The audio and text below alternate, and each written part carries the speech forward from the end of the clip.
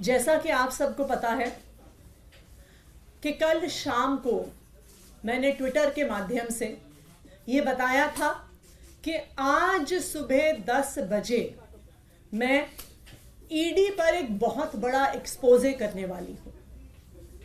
इस एक्सपोजे को रोकने के लिए, आम आदमी पार्टी को डराने के लिए, आम आदमी पार्टी को चुप कराने के लिए आज सुबह 7 बजे से ही आम आदमी पार्टी से जुड़े हुए लोगों के घर पर, आम आदमी पार्टी के नेताओं के घर पर ईडी की रेड शुरू हो गई है। हमारे सांसद और आम आदमी पार्टी के ट्रेजरर एनडी गुप्ता जी के घर पे रेड हो रही है। ऐसा सुनने में आ रहा है कि उनके पीए के घर पे रेड हो रही है। मुख्यमंत्री अरविंद केजरीवाल जी के पीए के घर पे रेड हो रही है। और अभी खबरें आ रही हैं कि शायद आज दिन भर में आम आदमी पार्टी के कई और नेताओं के घर पर ईडी रेड करने वाली है। ये क्या प्रयास है ईडी का? ये क्या प्रयास है भारतीय जनता पार्टी शासित केंद्र सरकार का कि वो अपनी एजेंसीज के माध्यम से आम आदमी पार्टी को डराने की कोशिश कर रही है, धमकाने की कोशिश कर रही है और हमारी बात को दबाने की कोशिश कर रही है। मैं प्रधानमंत्री नरेंद्र मोदी जी को, भारतीय जनता पार्टी को और उनकी एजेंसियों को जो ईडी और सीबीआई हैं, ये बताना चाहती हूं कि आम आदमी पार्टी आपकी धमकियों से डरने वाली नहीं है। पिछले 2 साल से इसी तरह आम आदमी पार्टी के नेताओं को डराया धमकाया जा रहा है। इस तथाकथित शराब घोटाले के नाम पर कभी किसी के घर छापा पड़ता है, कभी किसी और के घर छापा पड़ता है, कभी किसी को समन आता है, कभी किसी को गिरफ्तार किया जाता है। लेकिन इस 2 साल के इन्वेस्टिगेशन में अभी तक ईडी को कुछ नहीं मिला है। किसी भी क्रिमिनल इन्वेस्टिगेशन में 3 चीजें महत्वपूर्ण होती हैं। सबसे पहले रिकवरी ऑफ मनी, जिसकी लॉन्ड्रिंग हुई है। ED prevention of money laundering act के तहत केस करता है तो सबसे पहली और सबसे जरूरी चीज है कि ईडी को रिकवरी ऑफ मनी करनी पड़ेगी। लेकिन 2 साल में सैकड़ों रेड के बाद भी 1 रुपए की भी रिकवरी ईडी नहीं कर पाई। किसी भी केस में दूसरी महत्वपूर्ण चीज होती है सबूत।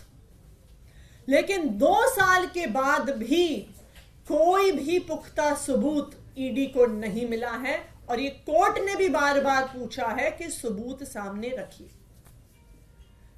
किसी भी केस में तीसरी महत्वपूर्ण चीजें होती हैं स्टेटमेंट्स, यानी कि गवाही।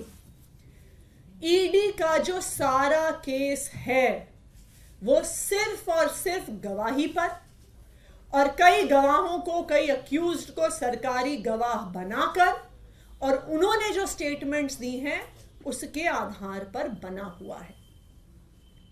और आज जो मैं खुलासा करने जा रही हूं वो आपको यह दिखा देगा कि ये सारी स्टेटमेंट्स फर्जी हैं, कि ईडी ने सारी स्टेटमेंट्स में फर्जीवाड़ा किया हुआ है।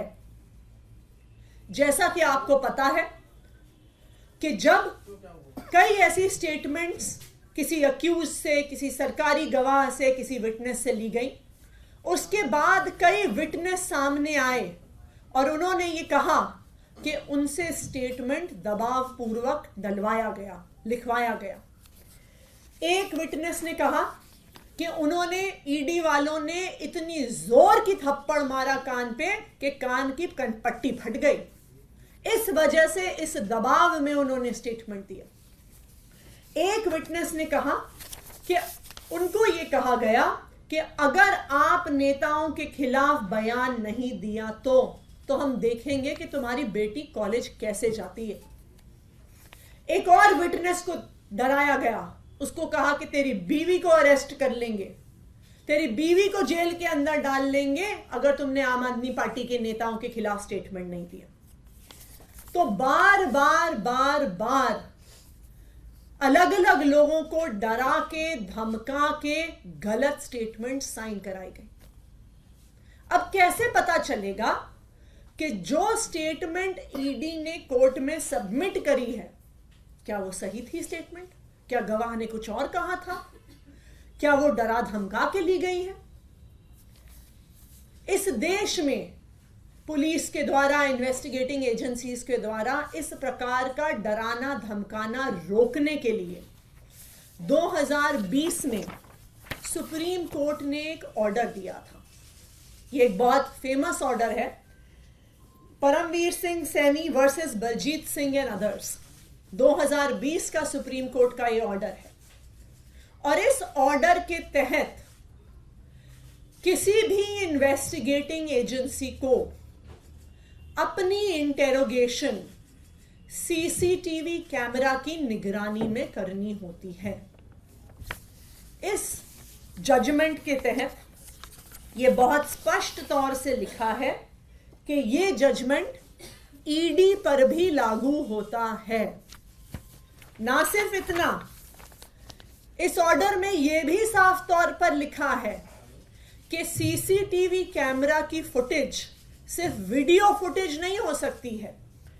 इसमें लिखा है CCTV cameras that have to be installed must necessarily consist of audio as well as video footage. यह सुप्रीम कोर्ट का आदेश है। क्यों? क्योंकि अगर ऑडियो और वीडियो फुटेज नहीं होगी तो यह सबूत नहीं बचेगा कि क्या किसी विटनेस को डराया गया, क्या किसी विटनेस को धमकाया गया। जो विटनेस ने बोला और जो कागज में लिखा गया, क्या वो एक ही चीज है या वो अलग अलग चीज है। इसीलिए सुप्रीम कोर्ट ने यह आदेश दिया।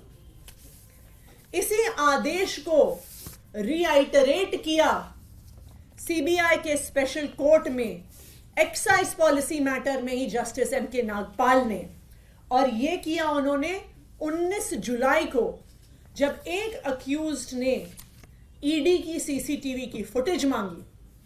तो इसी सुप्रीम कोर्ट के ऑर्डर का हवाला देते हुए एम.के. नागपाल जी ने कहा कि यह हर विटनेस का, हर अक्यूज्ड का अधिकार है कि उन्हें सीसीटीवी फुटेज मिले with audio and with video.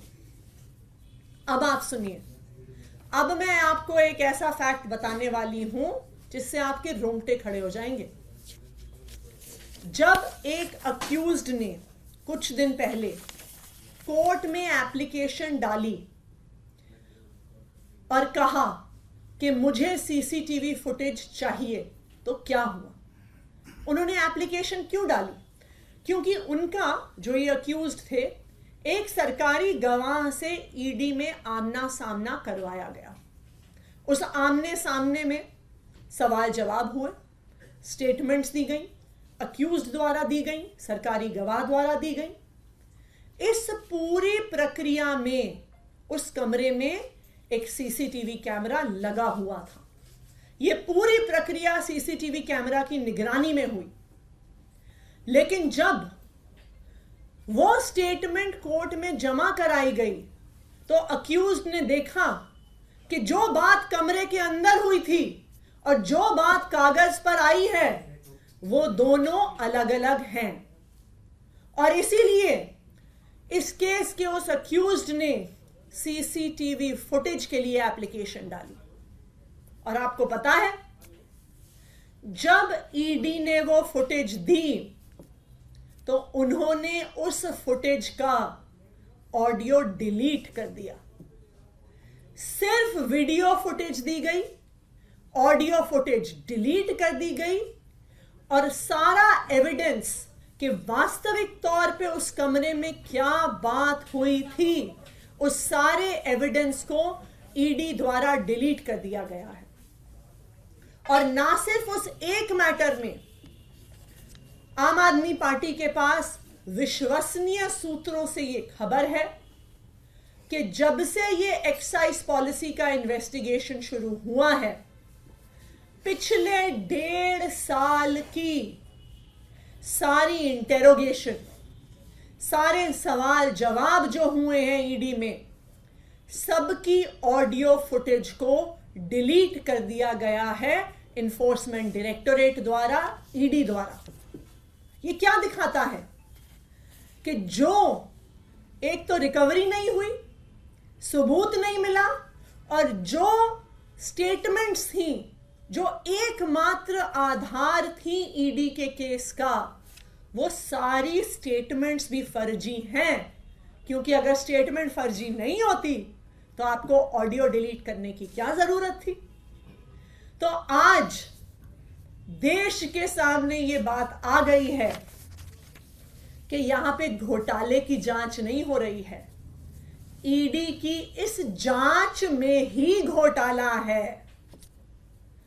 आज मैं ईडी से पूछना चाहती हूं, मेरा पहला सवाल ईडी से, कि ये ऑडियो रिकॉर्डिंग्स डिलीट करके ईडी किसको बचाना चाहती है? ईडी क्या छुपाना चाहती है जिसकी वजह से उन्होंने पिछले 1.5 साल की सारी ऑडियो रिकॉर्डिंग्स डिलीट कर दी हैं?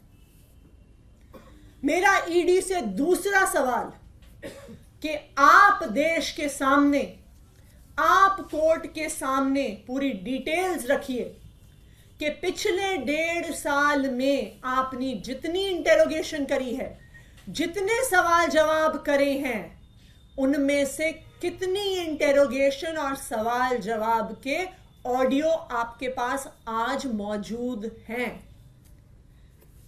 अगर ईडी ऑडियो रिकॉर्डिंग्स कोर्ट के सामने, देश के सामने नहीं रख पाती है, तो इस इन्वेस्टिगेशन का सारा दूध का दूध, पानी का पानी हो गया कि ना पैसे की रिकवरी, ना सबूत, और ना ही स्टेटमेंट्स का कोई भी सबूत कि वास्तविक तौर पे विटनेसेस ने क्या कहा है। तो आज मैं ईडी को चैलेंज कर रही हूं, और इसी चैलेंज को हमने कोर्ट में भी रखा है सामने। हमने कल सीबीआई के और ईडी के स्पेशल कोर्ट में राउज एवेन्यू में एप्लीकेशन फाइल करी है, और हमने सारी की सारी वीडियो रिकॉर्डिंग्स और ऑडियो रिकॉर्डिंग्स की डिमांड करी है। और मैं ईडी को चैलेंज कर रही हूं कि ये ऑडियो रिकॉर्डिंग्स देश के सामने रखें। Thank you. मैम, तो आप ये कहना चाहते हैं कि कल आपने इसकी शिकायत की, कोर्ट के सामने अपनी बात रखी है, तो यही वजह है कि आज छापे हो गए? ये बिल्कुल साफ है कि आज ईडी का ये खुलासा होने वाला था। इस खुलासे को लेकर कल शाम से ही ईडी वाले डरे हुए थे। वो अलग अलग जगह फोन करके पूछ रहे थे कि किस चीज पर खुलासा है, किस चीज पर खुलासा है। और आज इस खुलासे को रोकने के लिए आज सुबह 7 बजे से ही आम आदमी पार्टी के अलग अलग नेताओं के घर पे, उनसे जुड़े हुए लोगों के घर पे छापे शुरू हो गए। ये आम आदमी पार्टी को डराने का प्रयास है।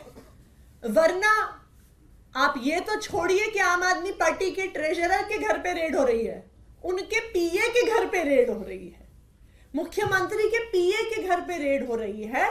तो ये बिल्कुल साफ है कि एजेंसीज को सिर्फ डराने और धमकाने के लिए इस्तेमाल किया जा रहा है। नाम बता सकते हैं कि किसने ये ऑडियो और वो मांगी थी और फिर ऑडियो नहीं मिली है?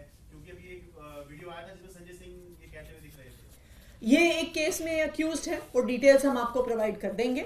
जिन्होंने एप्लीकेशन डाली थी, जब उनको पता चला कि आमने सामने का जो स्टेटमेंट है वो एक्चुअली वहां की बातचीत से अलग था। कल जो एप्लीकेशन डाली है वो हमारी पार्टी के जो अक्यूज्ड हैं इस केस में, उनकी तरफ से डली है, और उसमें हमने ईडी से सारी वीडियो रिकॉर्डिंग्स और सारी ऑडियो रिकॉर्डिंग्स मांगी हैं। और अगर ईडी ऑडियो रिकॉर्डिंग्स नहीं दे पाती है तो फिर इस सारे केस के दूध का दूध और पानी का पानी हो जाएगा कि ना रिकवरी, ना सबूत, और ना ही स्टेटमेंट्स की ऑडियो रिकॉर्डिंग ईडी के पास है। You have come across one such case, or there are multiple cases where audio recordings are not available? एक केस में यह साबित हो गया है कि ऑडियो डिलीट हो गया है, और हमें विश्वसनीय सूत्रों से यह पता है कि सारे इंटेरोगेशंस का ऑडियो डिलीट कर दिया गया है ईडी के द्वारा। लेकिन अभी बिल्कुल सच सामने आ जाएगा जो हमने एप्लीकेशन फाइल करी है उसमें देखते हैं, अगर ईडी ऑडियो नहीं दे पाती है तो ये बिल्कुल साफ है कि स्टेटमेंट्स का भी उनके पास कोई आधार नहीं। Thank you.